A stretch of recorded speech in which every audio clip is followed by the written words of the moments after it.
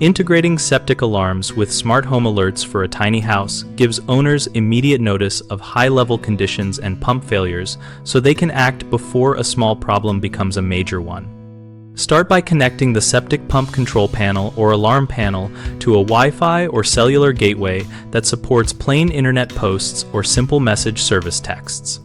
Configure the panel to send distinct alerts for high-level, float fault, pump overrun, and power loss so you can triage remotely.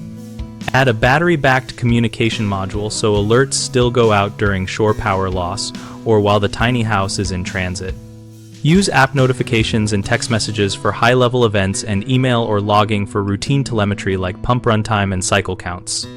Implement a supervised remote on-off function that requires a local manual override sequence to prevent accidental remote starts while preserving remote control for emergencies. Monitor pump runtime and cycle frequency and set thresholds for predictive maintenance alerts so you replace parts before catastrophic failure.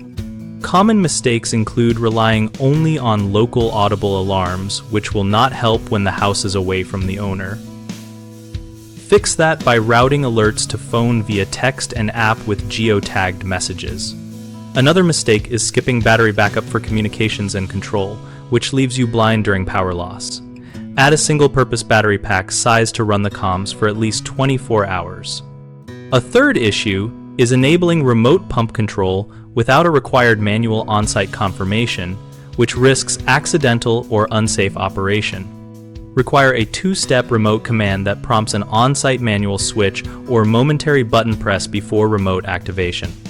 BigHomeProjects.com helps homeowners find local contractors who understand tiny house septic needs and smart alarm integration, and we help contractors find work by connecting them with motivated owners. We also host an active discussion community where homeowners and contractors exchange installation tips, wiring examples, and real-world troubleshooting.